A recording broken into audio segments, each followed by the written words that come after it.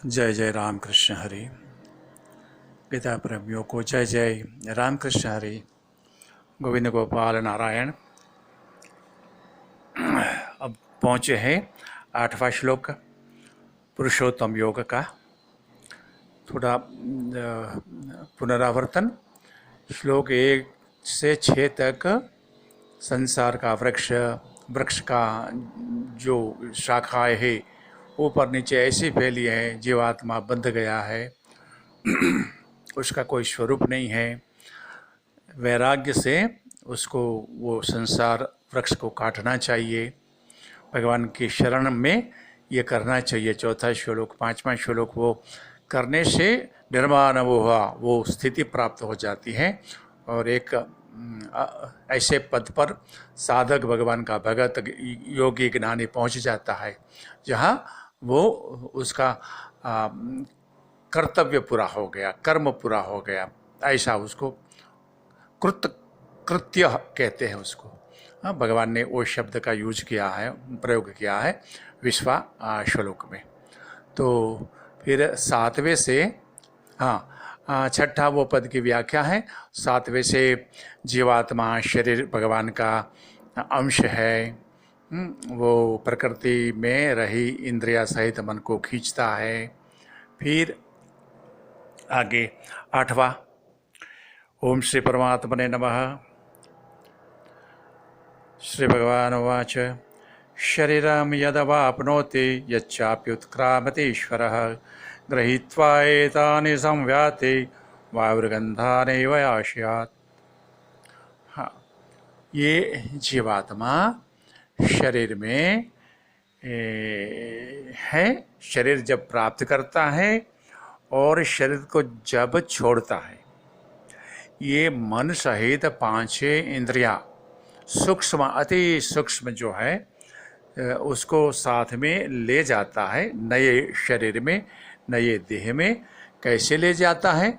वायुर्गंधाने वास्यात्, गंध के स्थान से, मिसा पुष्प से, फूल से जैसे पवन वायु गंध को ले जाता है, ऐसी तरह ये जीवात्मा पुराना शरीर जब छोड़ता है और नए शरीर में जब जाता है तो गृहीत्वा एतानि ये 6 मनः षष्ठानि इंद्रियाणि, ये 5 इंद्रिय, 6ठा मन, वो सब इतना सूक्ष्म सूक्ष्मता की बात करें तो हमारे आजू बाजू में ऐसे सूक्ष्म ऊर्जा के इतने तरंग है।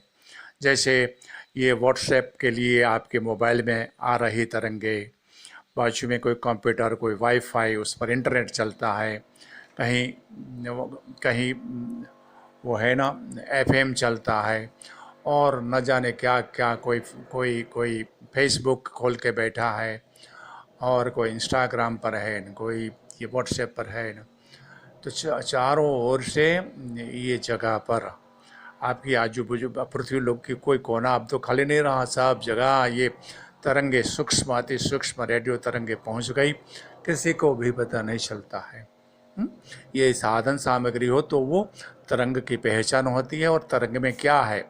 तरंग में चित्र है, मोबाइल, उसमें कोई ध्वनि है, उसमें कोई चित्र है, उसमें ऑडियो है, वीडियो है, कोई डेटा है, वो सब डिकोड होता है। ये साधन होने से, जैसे कंप्यूटर हो या आपका मोबाइल हो, वो साधन से ये सब पकड़े जाते हैं, सूक्ष्म अति सूक्ष्म तरंगे। और तो इंद्रिया इससे भी सूक्ष्म है, मन बुद्धि तो इससे भी सूक्ष्म है, और इसलिए वो उस समझ में नहीं आवेगा।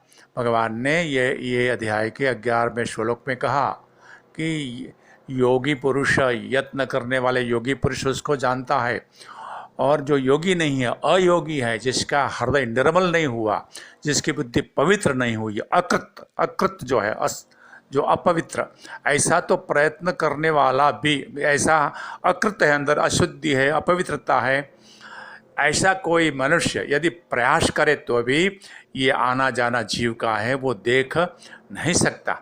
ऐसा 11वें श्लोक में भगवान ने कहा।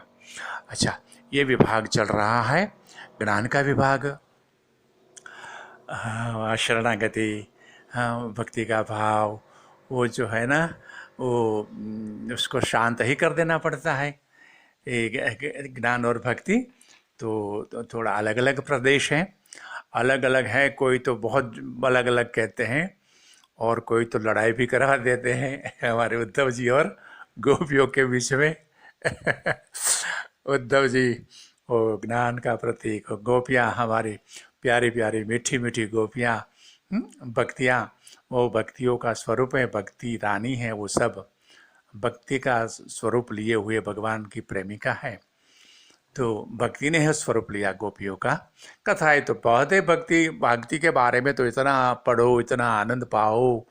हाँ, ज्ञान के बारे में पढ़ते पढ़ते हम थक जाते हैं और और भक्ति का भाव, उसका उसका स्निग्ध जल जो है वो सूख जाता है, ऐसा होता है। ज्ञान भक्ति अलग अलग हैं और इनमें से तुलसीदास जी का आधार लेके अब क्यों है, अब ज्ञान में है। भक्ति योग में बहुत ये जो है ना भाव चले, आनंद चले, हाँ भाव भी का अनुभव हुआ, हाँ भाव अनुभूति भी हुई, और ये जो है ना ज्ञान में नहीं होती है। और भक्ति और ज्ञान का भेद उत्तरकांड में तुलसीदास जी ने ऐसे कहा, भगति ही क्या नहीं नहीं कछु भेदा, उभय हरहि भव संभव खेदा। रामचरितमानस उत्तरकांड, ये दोहा 114, इसमें ये चौपाई है। भगति ही क्या नहीं नहीं कछु भेदा, ज्ञान और भक्ति में कुछ भेद नहीं है, हैं? ऐसा क्यों भेद नहीं है? उभय हरहि भव संभव खेदा। उभय मीन्स दोनों, भक्ति और ज्ञान दोनों हर लेते हैं। क्या हर लेते हैं? जीव का भव संभव खेदा, ये भव से उत्पन्न हुआ खेद, शोक, ग्लानि। भव है संसार, भव का अर्थ है संसार, हाँ भव। और संभव, भव से जो पैदा हुआ वो संभव, भव संभव खेदा। खेद है शोक, ग्लानि, असुख, दुख, चिंता, क्लेश, वो सब खेद है, खेदा। तो संसार से ये उत्पन्न होता है ना, शोक, निराशा, ग्लानि, विषाद, वो सबको हर लेता है। भगति ही क्या नहीं नाची का चुभेदा, उभय हरहि भव संभव खेदा। तो पर मुनीश है ना, मुनिवर है ना, ज्ञानी पुरुष है ना, नाथ मुनीश कहि कछु अंतर। हे भुसंडी जी महाराज गरुड़ जी को कहते हैं, हे नाथ, हे स्वामी, तो फिर भी कुछ अंतर बताते हैं। कौन? ज्ञानी जन जो भक्त भी होते हैं, तो भक्त भी होते हैं और ज्ञानी भी होते हैं, वो अंतर बताते हैं। और वो भेद में हम नहीं जाएंगे। भक्ति का प्रकरण याद आया। भक्ति योग में जो भाव वो नहीं, ये ज्ञान का प्रकरण चलता है ना, तो वो भाव चाहते हुए हम चाहते हैं दिल से गोपाल कृष्ण करें, हे नाथ, हे मेरे नाथ, हे नाथ, ऐसा चाहते हुए भी वो बार बार प्रकट नहीं कर सकते हैं। ज्ञान का प्रवाह ऐसा है, इसलिए भक्ति भाव में जाने का मन भी करे तो भी विवेक से हम स्थिर रहते हैं। और 8वां श्लोक फिर देखें और थोड़ा आगे उसका अवलोकन करें। शरीरम यद अवाप्नोति, शरीर जब ये जीवात्मा ग्रहण करता है, और यच्चाप्युत्क्रामते ईश्वर है शरीर का, ये जीव है ना, शरीर का ईश्वर है।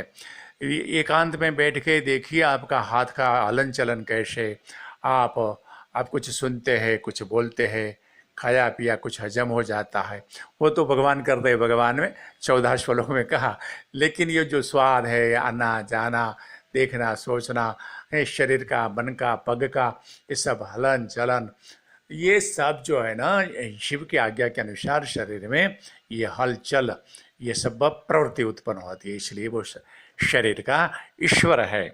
तो यच्चापि क्रामतेश्वर, ये शरीर का ईश्वर जीव जब शरीर को छोड़ता है तो गृहीत्वा एतानि, गृहित एतानि क्या है, वो 6 5 इंद्रियां एक मन, वो गृहीत्वा लेके साथ में जाता है, संव्याति चाहता है। कैसे ले पकड़ता है, कैसे ले जाता है, वायुर्गंधा निवास्यात, पुष्प से, फूल से वायु पवन जैसे सुगंध को ले जाती है, ऐसे ही इतना सूक्ष्म सूक्ष्म सूक्ष्म सूक्ष्मता की बात थोड़ी, रेडियो वेव्स, रेडियो तरंग, हमारा ये व्हाट्सएप पर कैसे मैसेज आता है, हमारा स्पीच, हमारा वॉइस, वीडियो, ऑडियो कैसे जाता है, थोड़ी बात कि वो तरंग हमारे आजू बाजू हैं, इतने सूक्ष्म है, हम नहीं पकड़ पाते हैं, ऐसी बात हमने की। और आगे गोपाल कृष्ण गोपाल कृष्ण गोपाल कृष्ण, हे भगवान कृपा करो, हम आपको भूले नहीं, हम आपकी शरणागति में रहे, आप कृपा करें, हम अल्पमति, अति अल्पमति, हम अज्ञानी, भगवान आप चाहते हैं ना कि हम गीता जी का अभ्यास करें, करवावे, इसलिए ये कर रहे हैं, हमारा अल्पमति से, अति अल्पमति से ये प्रयास भगवत, ये ज्ञान यज्ञ है, भगवान ने माना है। हाँ, 18वां अध्याय